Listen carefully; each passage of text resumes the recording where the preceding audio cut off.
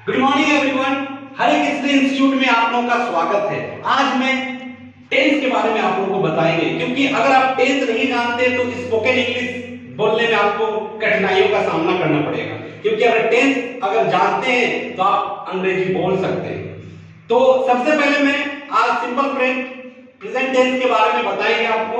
Simple present tense होता है actually क्या है, कौन कौन से सेंटेंस जो हम सिंपल प्रेजेंट टेंस में बोलेंगे। जैसे कोई काम अगर रेगुलर आप करते हैं, कोई काम अगर रेगुलर करते हैं मतलब रेगुलर एक्शन, जो काम रेगुलर होता है, जैसे आप खेलते हैं, पढ़ते हैं, स्कूल जाते हैं, ये सब क्या है, ये रेगुलर एक्शन है। तो जो काम रेगुलर एक्शन होगा वो उसको हम लोग सिंपल प्रेजेंट टेंस में बोलेंगे। तो सिंपल प्रेजेंट टेंस का स्ट्रक्चर क्या होता है, सब्जेक्ट होगा, उसके बाद वर्ब का फर्स्ट फॉर्म या फिफ्थ फॉर्म लगाएंगे और उसके बाद अदर वर्ड आएगा। तो आपको यह भी पता है कि वर्ब का फर्स्ट फॉर्म और फिफ्थ फॉर्म कहां यूज करेंगे। अगर आपका सब्जेक्ट में आई है, यू है, वी है, दे है, तो आप कौन सा वर्ब का फर्स्ट फॉर्म लगाइएगा। और अगर थर्ड पर्सन सिंगुलर नंबर रहता है, ही, सी और एनी सिंगुलर नेम, तो आप क्या लगाइएगा, आप वर्ब का फिफ्थ फॉर्म यूज कीजिएगा। तो सबसे पहले क्या है, जो काम हम लोग रेगुलर करते हैं उसको हम लोग किसमें बोलेंगे, उसको हम लोग बोलेंगे सिंपल प्रेजेंट टेंस। जैसे मैं स्कूल जाता हूं, I go to school, I go to school। मैं खेलता हूँ, I play। वो खेलता है, he plays। जैसे he तो plays हो गया, मतलब he third person singular number है, उसके साथ वर्ब का फिफ्थ फॉर्म लगा दिए। और जो काम हमेशा सच होता है, जो चीज हमेशा सच होता है, जिसको हम लोग बोलते हैं यूनिवर्सल ट्रूथ। जैसे सूरज पूरब में उगता है, the sun rises in the east, तो ये क्या है, यूनिवर्सल ट्रूथ है। तो जो भी चीज यूनिवर्सल ट्रूथ होगा उस सेंटेंस को आप किसमें बोलिएगा, उसको आप सिंपल प्रेजेंट टेंस में बोलिएगा।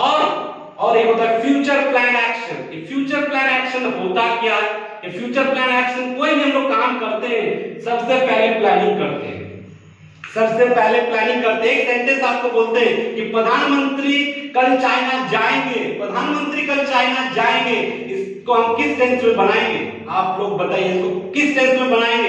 प्रधानमंत्री कल चाइना जाएंगे, आप सोच रहे हैं फ्यूचर के बारे में, नहीं, ये काम क्या है, ये फिक्स है, ये फिक्स एक्शन है। प्रधानमंत्री जो काम पब्लिकली होगा, जो काम पब्लिकली होगा वो फिक्स होगा।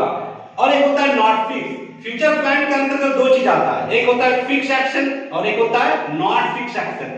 तो प्रधानमंत्री कल चाइना जाएंगे, तो आप सोच रहे कि prime minister will go to China tomorrow, नहीं, ये गलत है, ये गलत है। क्यों गलत है, क्योंकि जो काम फिक्स होता है, जो काम फिक्स होता है, जो पब्लिकली होगा, प्रधानमंत्री किसी अकेले के लिए तो नहीं है, वो पूरे देश के हैं। जो पूरे देश के मतलब क्या, पब्लिकली है। तो प्रधानमंत्री कल चाइना जाएंगे, तो उसको आप किसमें बोलिएगा, उसको आप सिंपल प्रेजेंट में बोलिए, क्योंकि वो फिक्स एक्शन होता है। तो prime minister goes to China tomorrow, prime minister goes to China tomorrow होगा, क्योंकि वो फिक्स काम है। अगर मैं बोलूं कि मैं कल धनबाद जाऊंगा, मैं कल धनबाद जाऊंगा, तो आप कौन सा टेंस में बोलिएगा, उसको आप सिंपल फ्यूचर में बोलिएगा। किसमें बोलिएगा, सिंपल फ्यूचर, क्योंकि वो नॉट फिक्स है, फिक्स नहीं है, तो वो हो जाएगा सिंपल फ्यूचर में। जैसे I will go to Dhanbad tomorrow, तो दो चीज हुआ ना, एक फिक्स एक्शन हुआ और एक नॉट फिक्स एक्शन। तो सिंपल प्रेजेंट टेंस में हम पहले क्या बोले, जो काम रेगुलर होगा, जो काम रेगुलर होगा उसका सिंपल प्रेजेंट में बोलिएगा। दूसरा क्या बोले, दूसरा बोले जो यूनिवर्सल ट्रूथ होता है उसको आप सिंपल प्रेजेंट टेंस में बोलिएगा। तीसरा फ्यूचर प्लान एक्शन में एक होता है फिक्स एक्शन, एक होता है not fix action. Fix action का मतलब जो काम पब्लिकली होगा, जैसे बोलेंगे कल टेस्ट मैच शुरू होगा, तो कल टेस्ट मैच शुरू होगा तो आप किसमें बोलिएगा, उसको आपको बोलना होगा सिंपल प्रेजेंट में। The test match starts tomorrow, ये नहीं the test match will start tomorrow, गलत हो जाएगा, क्योंकि वो फिक्स काम है। काम होने का चांस 90% है, काम होने का चांस अगर 90% है तो काम फिक्स होता है। The test match starts tomorrow. 10% बारिश अगर हो जाता है तो आपके हाथ में भी नहीं है, मेरे हाथ में भी नहीं है, परंतु काम जो काम फिक्स होता है उसको आप फ्यूचर में नहीं बोलिएगा।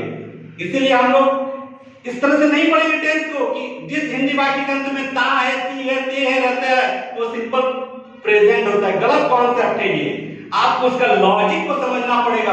अगर आप इंग्लिश का लॉजिक समझ लिए तो आप जल्दी स्पोकन इंग्लिश सीख जाएंगे, आपको कोई कठिनाइयां नहीं होगा इंग्लिश बोलने के लिए। तो आज के लिए बस इतना ही, धन्यवाद।